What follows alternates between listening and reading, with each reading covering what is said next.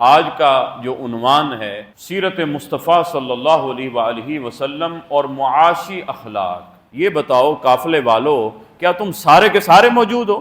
تمہارا کوئی ساتھی پیچھے رہ تو نہیں گیا؟ تو حضرت ابو طالب نے کہا جی میرا بھتیجا ہے، میرے آقا تشریف فرما ہوئے، دیکھا ایک غلہ کسی نے لگایا ہوا ہے فروخت کرنے کے لیے۔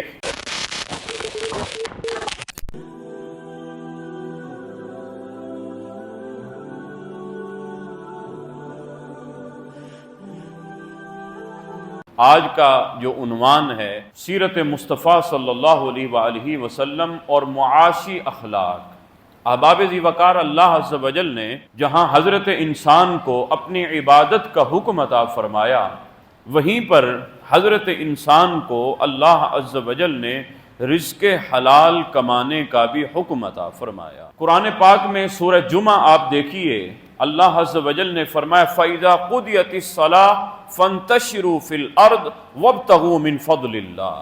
اے لوگو، جب تم نماز سے فارغ ہو جاؤ تو پھر تمہیں چاہیے اللہ کی زمین میں نکل جاؤ اور اللہ کا فضل جو اللہ نے تمہارے مقدر میں لکھا ہے اس کو تلاش کرو۔ یعنی ہمیں کسب معاش کا اللہ عز و جل نے ہمیں حکم عطا فرمایا۔ اللہ عز و جل بندے کے لیے یہ پسند فرماتا ہے کہ وہ رزق حلال کمائے، خود بھی کھائے اور اپنے گھر والوں کو، اللہ کے بندوں کو بھی کھلائے۔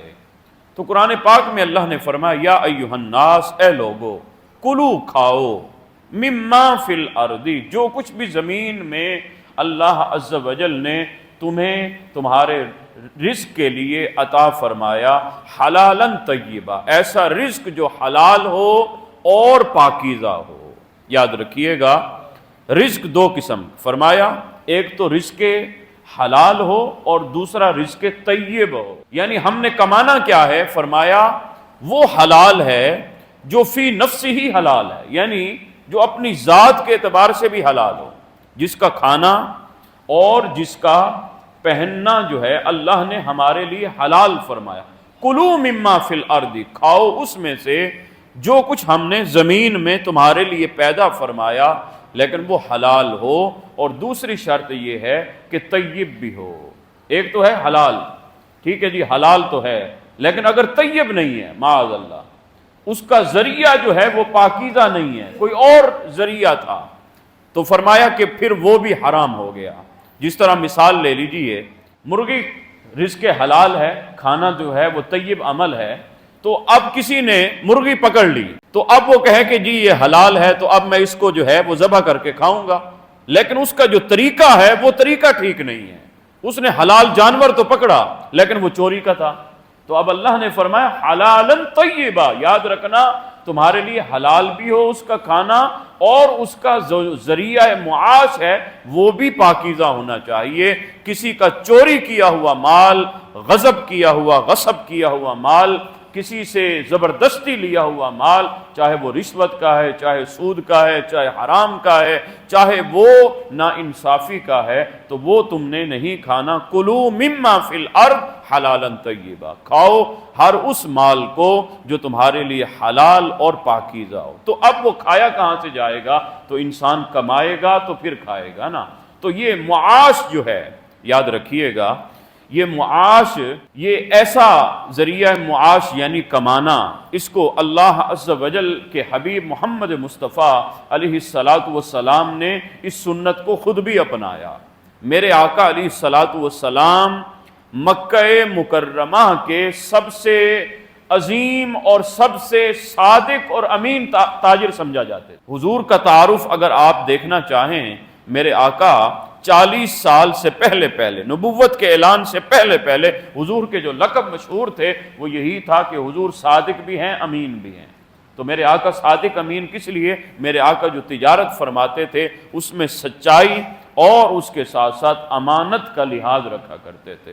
سب سے پہلے میرے آقا نے ذریعہ معاش کے لیے جو سفر فرمایا، میرے آقا کی عمر مبارک 12 برس تھی، یاد رکھیے۔ جب میرے آقا علیہ الصلوۃ والسلام اپنے چچا حضرت ابو طالب رضی اللہ تعالی عنہ کے ساتھ، میرے آقا علیہ الصلوۃ والسلام سفر پر تھے، حضرت ابو طالب جا رہے تھے، شام کے سفر پر تو حضور کو ساتھ لے گئے۔ اب راستے میں ایک راہب تھا جس کا نام تھا بحیرہ، اس نے نا بصرہ کی ایک جگہ تھی وہاں پر اپنا ڈیرا لگایا ہوا تھا۔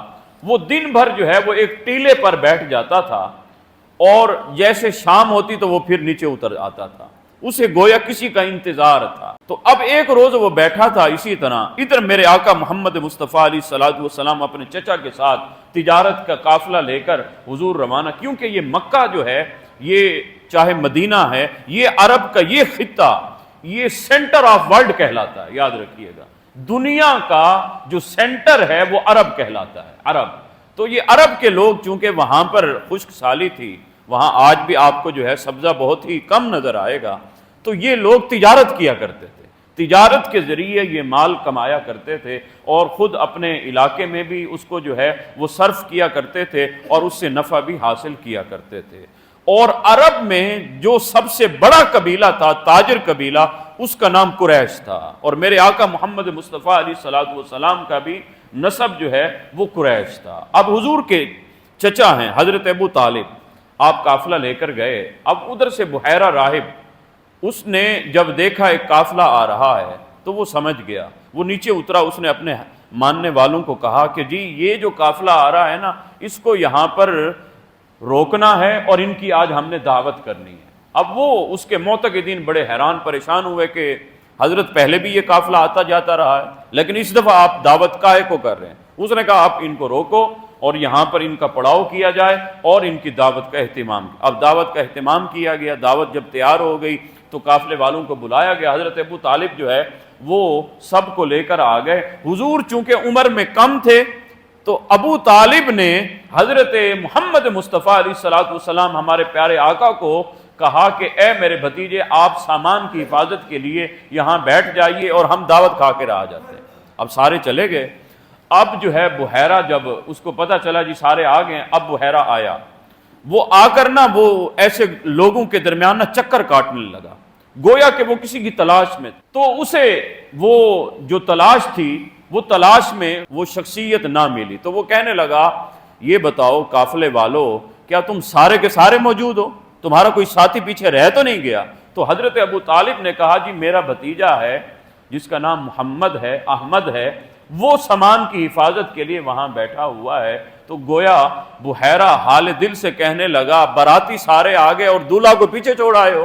تو کہنے لگا وہی تو اصل شخصیت جس کے لیے میں نے سارا اہتمام کیا، اس کو تم پیچھے چھوڑ آئے ہو۔ تو گویا حضور کو جب بلایا گیا تو اس نے حضور آقا علیہ الصلوۃ والسلام کی طرف اشارہ کیا۔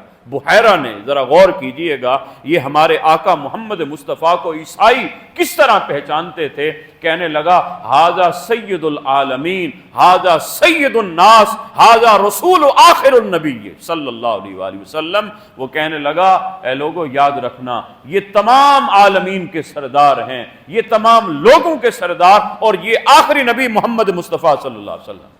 اس سے پوچھا گیا کہ کیسے، تمہیں کیسے پتا چلا یہ اللہ کے نبی ہوتے ہیں؟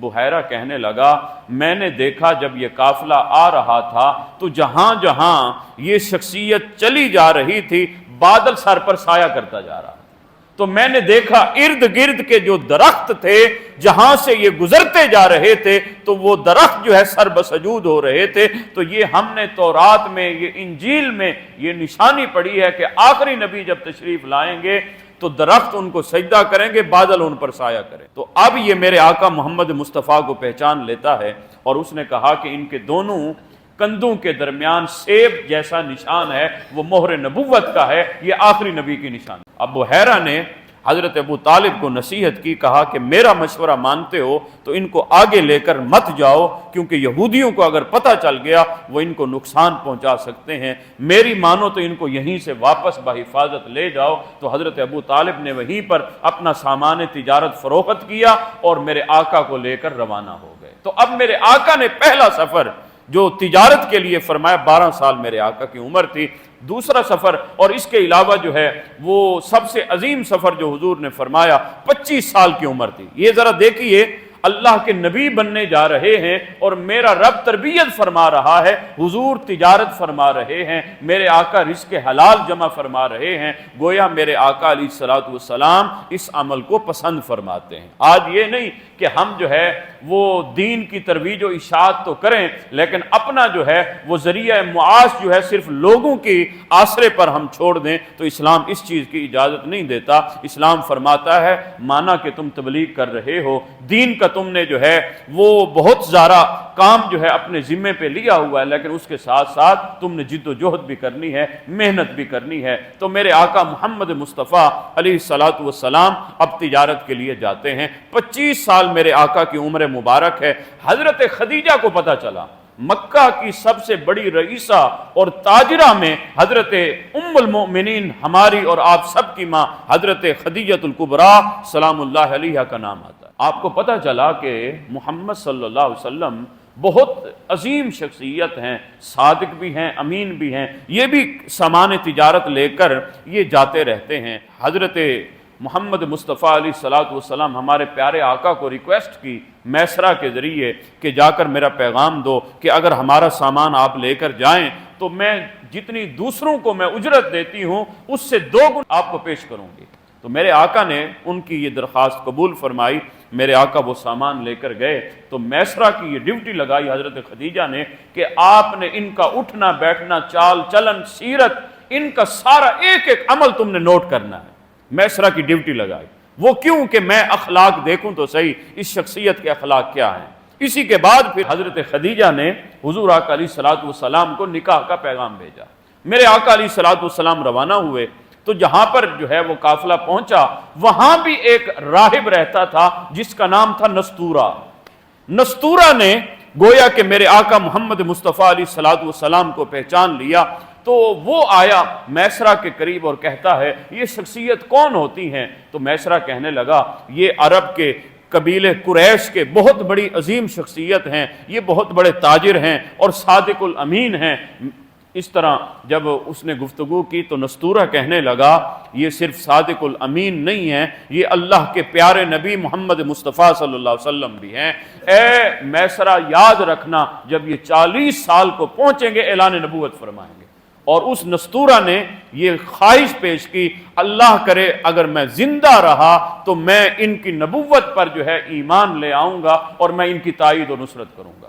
تو اس نے کہا میسرہ کو کہا کہ اے میسرہ ان کی حفاظت کرو، یہ کوئی عام شخصیت نہیں ہے۔ اب وہاں پر میرے آقا علیہ الصلوۃ والسلام نے جو سامان تجارت فروخت کیا وہ بہت ہی نفع کے ساتھ فروخت کیا گیا۔ جب واپس آئے تو حضرت خدیجہ نا اوپر خانے میں اپنی سہیلیوں کے ساتھ بیٹھی تھی۔ حضور جب آ رہے تھے حضرت خدیجہ حضور کے خد و خال کو دیکھ رہی تھی، تو میسرہ جب آیا تو میسرہ سے پوچھا، کہا یہ صادق الامین ہیں، یہ سچے تاجر ہیں، جو بات یہ کرتے تھے اسی پہ عمل کرتے تھے، جو بات جس چیز میں ہوتی تھی یہ بعینی اسی طرح بتاتے تھے۔ یہ نہیں کہ چیز کے بارے میں آپ جو ہے وہ ٹائٹل کچھ اور بیان کریں کہ اس چیز میں یہ بھی چیز پائی جاتی ہے، یہ بھی چیز پائی جاتی ہے، جبکہ اندر کچھ بھی نہ ہو۔ کہا جو کچھ کہتے تھے سچ کہتے تھے، جس سے کوئی بات کرتے تھے اس سے پھرتے نہیں تھے۔ کہا میں نے یہ سچ ان میں دیکھا ہے۔ حضرت خدیجہ دیکھیں کہتی ہیں جب میں نے دیکھا یہ آ رہے تھے تو میں نے دیکھا 2 فرشتے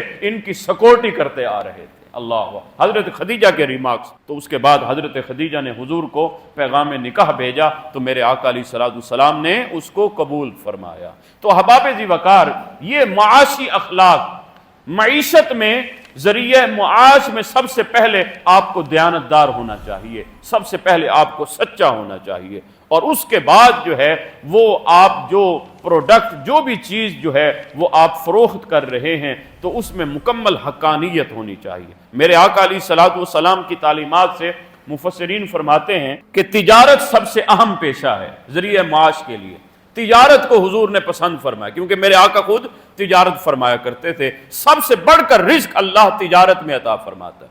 دوسرے نمبر پر فرمایا تجارت بھی غلے کی تجارت جو ہے وہ سب سے بڑا نفع بخش جو ہے کاروبار ہے۔ دوسرا مفسرین فرماتے ہیں کپڑے کی تجارت، یہ بڑی نفع بخش عمل ہے۔ اور تیسرا جو ہے مفسرین فرماتے ہیں کہ اسلامی شریعت میں جو تیسرے نمبر پر تجارت ہے وہ عطر کی تجارت ہے۔ آج بھی آپ حرمین میں جائیں تو وہاں جہاں گولڈ کی دکانیں نظر آئیں گی اسی کے ساتھ آپ کو عطر فروش ملیں گے۔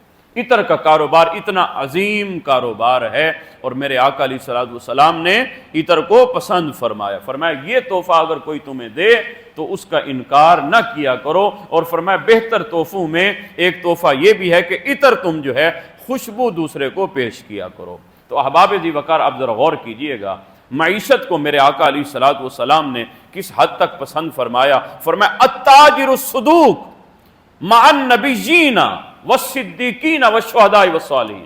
فرمایا یاد رکھنا جو سچا تاجر ہے نا، تاجر بھی ہو سچا تاجر، فرمایا یاد رکھنا کل قیامت کے دن وہ نبیوں کے ساتھ ہوگا، شہداء کے ساتھ ہوگا، صالحین کے ساتھ ہوگا۔ فرمایا جو سچا تاجر ہے۔ اس کے برعکس اگر کوئی سچا تاجر نہیں ہے، آج ہمارے گرد و پیش میں کچھ لوگ ہیں جو تجارت کرتے ہیں، لیکن وہ جو کچھ کہتے ہیں اس طرح وہ چیز نہیں ہوتی۔ میرے آقا علیہ الصلوۃ والسلام کا اس کے بارے میں یہ فرمان عالی بالکل صراحت کے ساتھ موجود ہے۔ حضور فرماتے ہیں یاد رکھنا من غشنا فلیس منا، اے لوگو جس کسی نے ملاوٹ کی وہ ہم میں سے نہیں، جس نے ناپ تول میں کمی کی وہ ہم میں سے نہیں۔ میرے آقا علیہ الصلوۃ والسلام کی بارگاہ سے ایک شخص گزر رہا تھا، صحابہ نے کہا پھرتیلا بدن تھا اور بڑی پھرتیلی کے ساتھ وہ گزرتا گیا، تو صحابہ عرض کرنے لگے یا رسول اللہ کاش کہ یہ اللہ کے راستے میں اس طرح پھرتیلی دکھاتا تو یہ گویا کہ اللہ کے راستے میں ہوتا،